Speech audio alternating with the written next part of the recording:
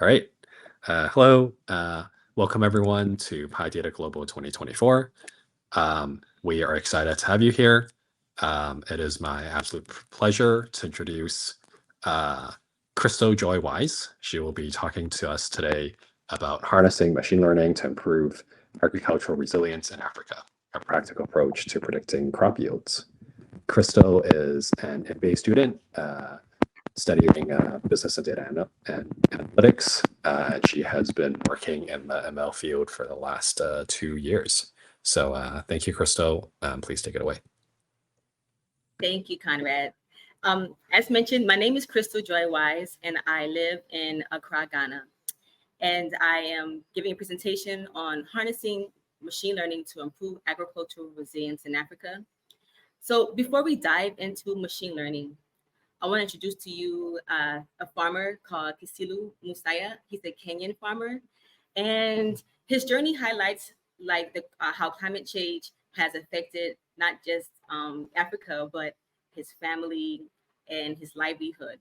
And it started some years ago when he began to record all of the things that happened, like floods, washing away entire fields during planting season, or droughts, leaving families with poor harvests and threatening food supply, and especially seeing as though food security is already scarce on the continent, and also catching the resilience of the farmers in the local communities and trying to combat the effects of climate change. And so this tool, it became a powerful advocacy tool, and it got him in contact with Norwegian journalists, and there was a documentary. So I want to share about 2 minutes of this farmer story just to give you a backstory on how machine learning is going to be essential for crop yield predictions.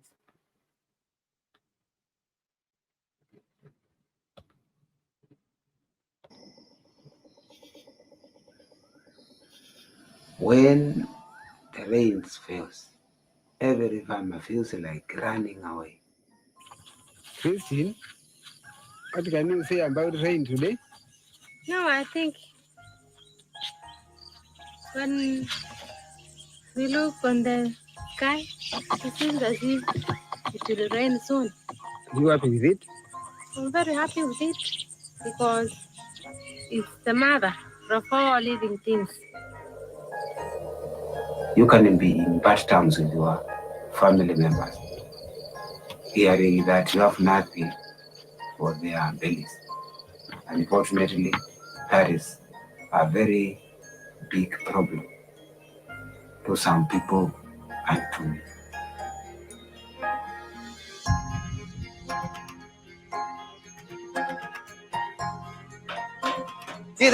We mpiki bimu, amen. Kuni wati asumbe. Lakini nina mwezi ta miezi ta memana suwe ta climate change. We kwatha yola wagwati ala nongi na withie wikite sai bandu wasi ngisa kugwa kuna ati alela nengutia miti ya nondo mana. Nano mujirani beba ngona umwe balo.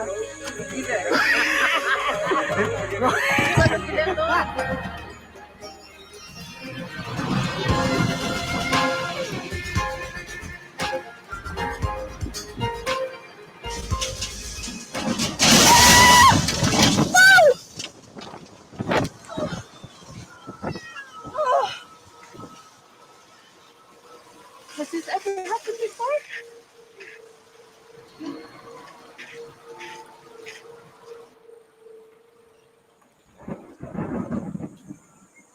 The other season we were crying no rain. Now we are talking of flood. Everything is being contradicting.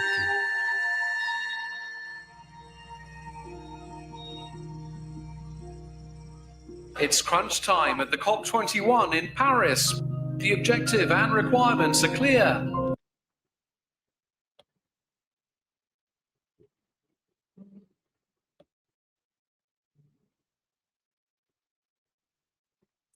Yes, so thank you for taking time to watch the story of Mr. Kisilu.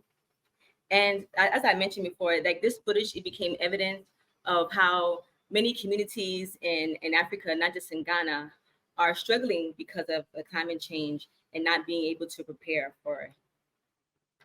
And this is a really big deal because agriculture accounts for a large part of Africa's economy. And on average, it's about 60% of the population in Africa are farmers or in agriculture. And I can tell you from my own experience here in Accra, there are people that have generations and generations of farmers in their family. And unfortunately, technology hasn't really had a chance to catch up here in Africa, in Ghana especially. And so the farmers and agriculture industry in general is really taking an impact. So about 15 to 20% of Africa's GDP is concentrated on agriculture. For example, Kenya has a lot of crops in tea, coffee, and horticulture. Ghana is 19.7% of their GDP is from cocoa, cassava, and yams. And these are foods that are staples in the Ghanaian diet. Ethiopia, 38% of the GDP is dependent upon agriculture. Niger, 42%. Madagascar, 24%. And these are for livestock, pulses, rice, coffee again. And they have a huge impact if the crops that the farmers are not able to plant because of the entire field is being flooded away, or there is not enough of a harvest because of a drought.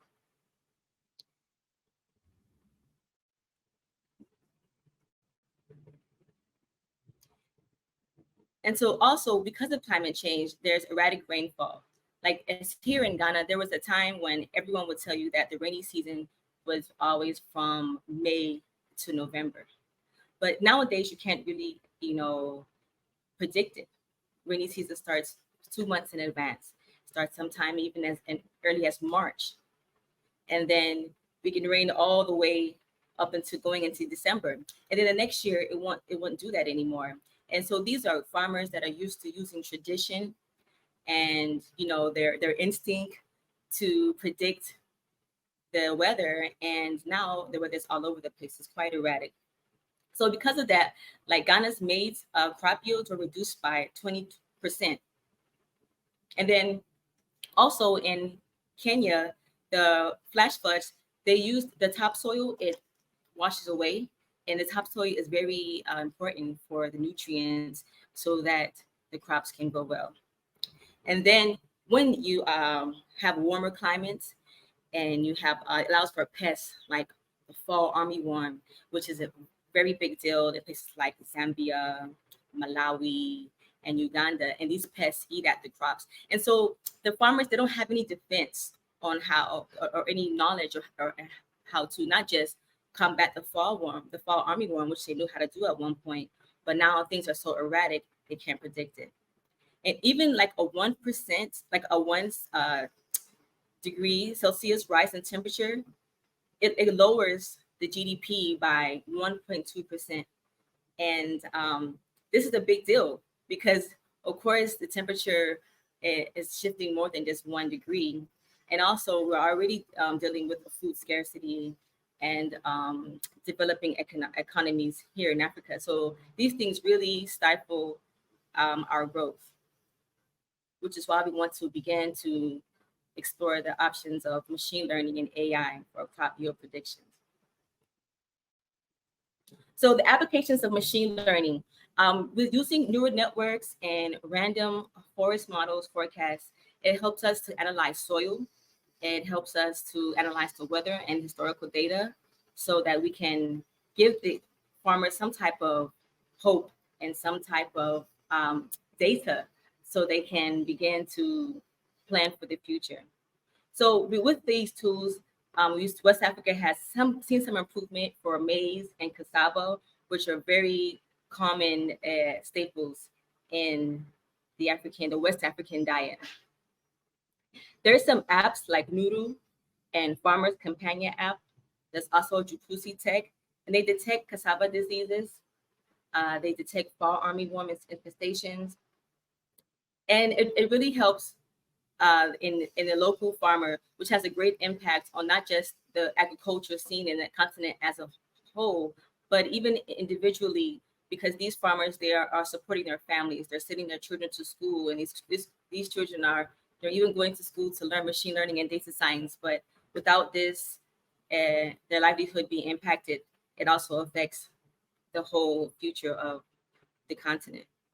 So machine learning, we can predict rainfalls, we can predict droughts, we can even predict livestock disease and whatnot.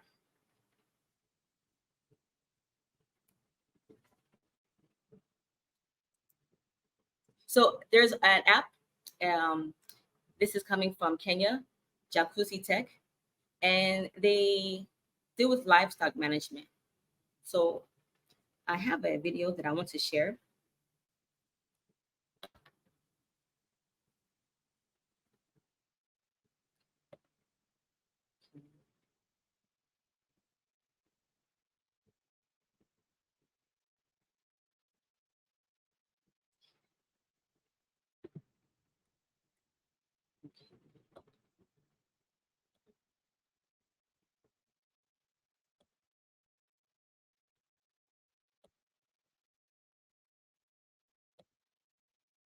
One minute.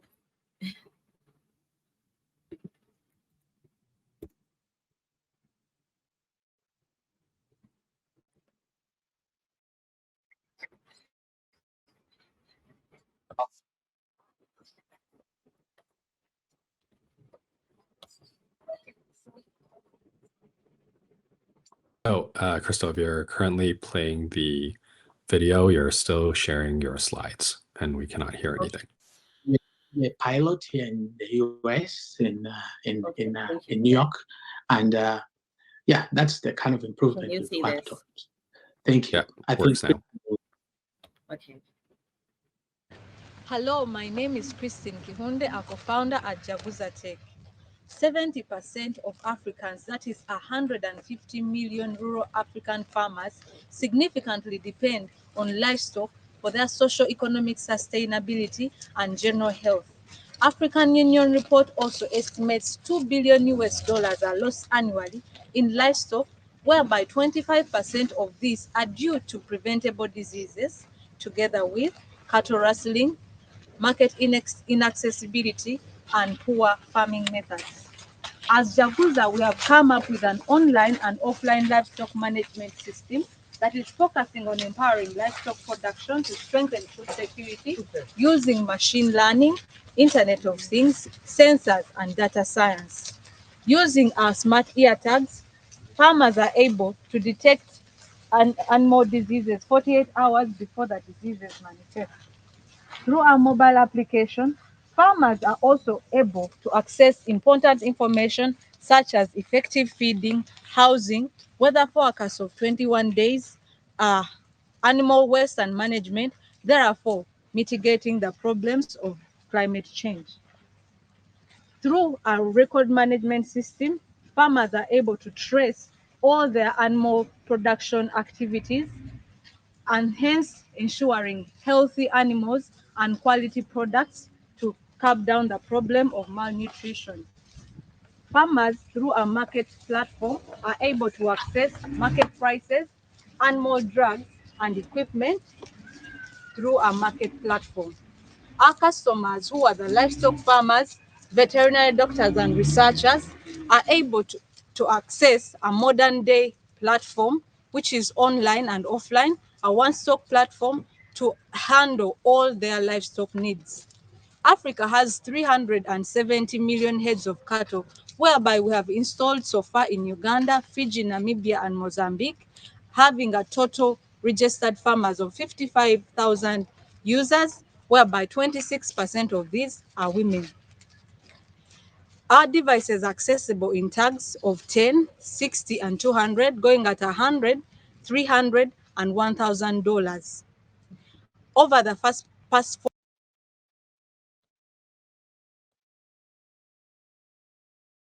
And so Jacuzzi Tech, they use TensorFlow, they use Internet of Things sensors, and drones with AI integration, as well as NLP and various predictive analytics algorithms to track animal health, to predict diseases, and just overall, they've seen an increase of 36% of increased livestock production. And with enabled real-time remote monitoring, they've been able to help 75,500 farmers across Uganda and Mozambique.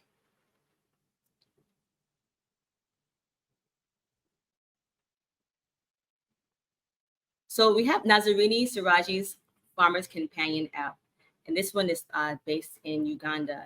And this is another my machine learning tool that is being used to assist in predicting crop yield predictions.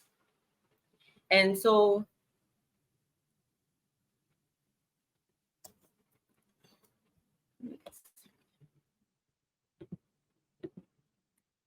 I'm going to share a video also about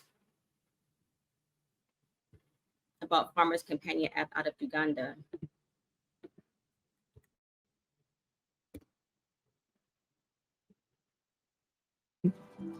When someone says, I can't.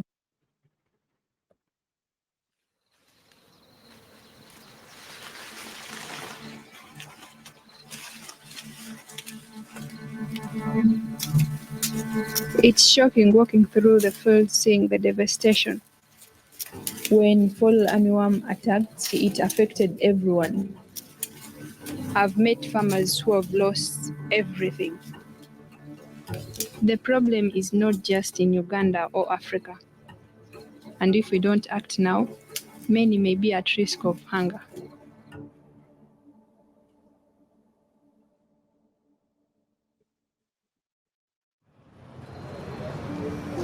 When I was younger, I didn't know what I wanted to do.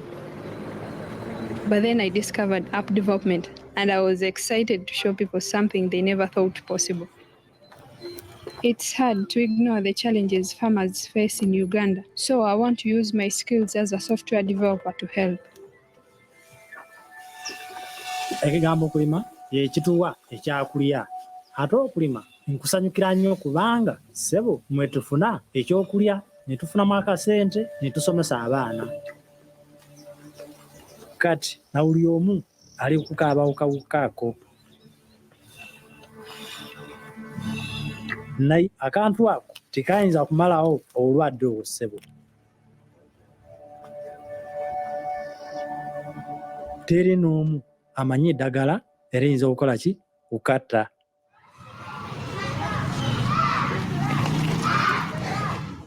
At a Google Study Jam, we taught ourselves TensorFlow.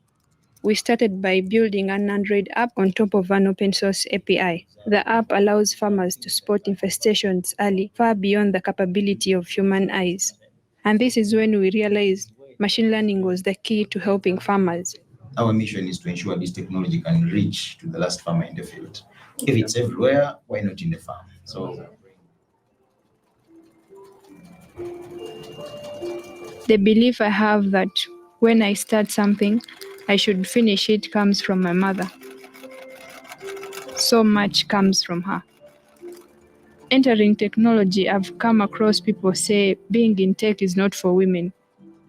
When someone says I can't do something, I always try to make sure I can do it, just to prove them wrong.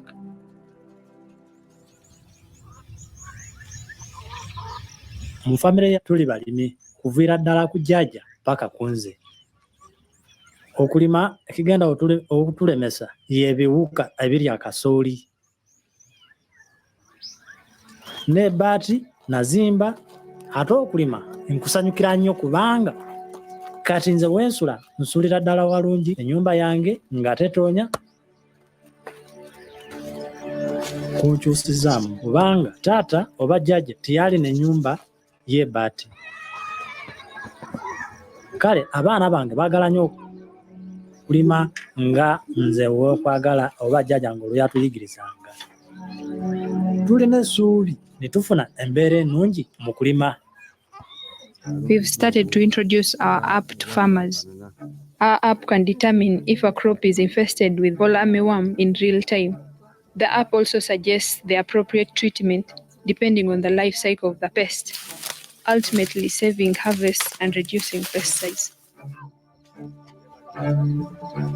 Letting people know there is a chance to defeat these pests is now our biggest challenge. Mulinako engeri gye muli mu kusomesa abantu baffe abakadde okubeera nga bakozesa smartphones ezo n'okubeera nga kati abavubuka bonna bwe banavaayo mu bulimi tunaakola tutya? Nation yonna enaasigala awo nga tetulina kyakulya. Ezo z'ensonga, one of the reasons lwaki twayingira so much mu agriculture nti omulimi ali eyo waba asimbye emmere ye, season waba asimbye emmere, obuwuka ne bujja n'obulwadde ne bujja ne bumalawo emmere eyo yonna. Ye yekka si agenda okufuna ebizibu nti. We are just getting started, and there are so many other sectors like health and education that machine learning could really improve. Eliminating fall armyworm is difficult right now. It's something that has not been done before, but it doesn't mean it can't be done. We've already started to see the difference we can make by working together as a community. Farming is a crucial aspect of life in Uganda, and I feel proud. I'm part of a team driving to ensure our culture can continue.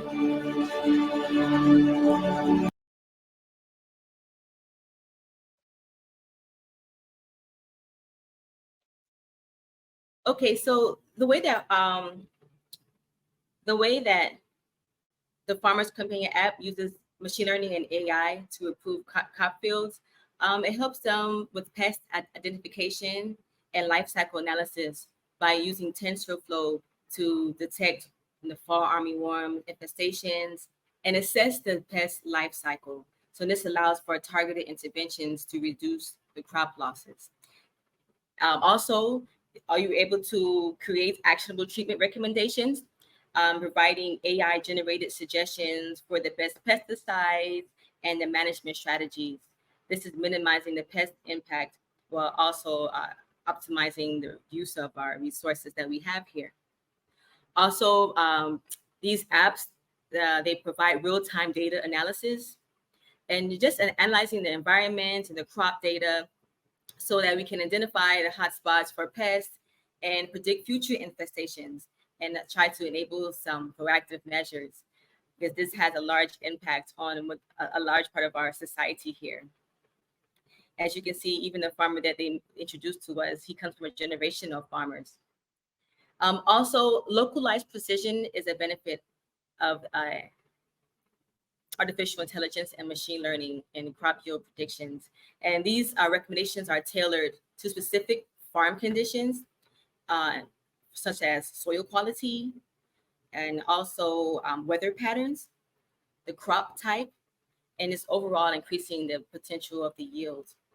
And also a scalable learning for wider impact. The continuously training the AI models with new data from farmers, and it improves accuracy and enabling adaptation for pests and diseases across the region. And as you can see, there's a gap with the technology. You know, a lot of farmers, we have to teach them how to use smartphones. They're still using like, we call them yam phones here in Ghana. They're not smartphones, just normal phone. But so there is an extra steps that we must take for this to happen. But by doing this, the app has already seen a reduction of 40% in crop losses, and by effective treatments from suggestions from the prediction. And so why does this matter, right? So tools like TensorFlow and IoT sensors and drones, they, like I mentioned before, they provide the precision for the type of prediction and recommendations and treatments that we need to focus on the crop yield predictions. And also, it enables, like for livestock, we're able to use like geospatial diagnostics and for rapid disease identification in rural areas. And this provides real-time alerts to the farmers, reducing the livestock mortality. Also, even the livestock that don't die, just reducing the impact it have on the population's health.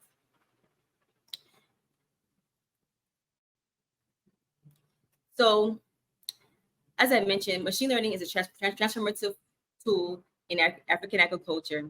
And we have real solutions like apps like Noodle, apps like Jakuza, Farmers Companion app that have demonstrated real potential in helping our traditional farmers use technology to combat pest infestation, climate change, and other threats to our economy here in Africa. So thank you for your time. I am finished with my presentation and open to questions.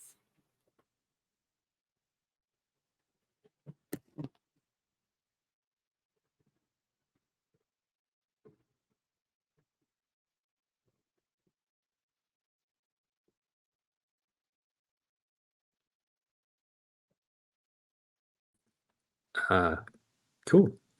Thank you, Kristal, for your presentation. I see a question has just come in. We'll show it on stage right now. Do you have an example handy of what kind of text they're applying for NLP?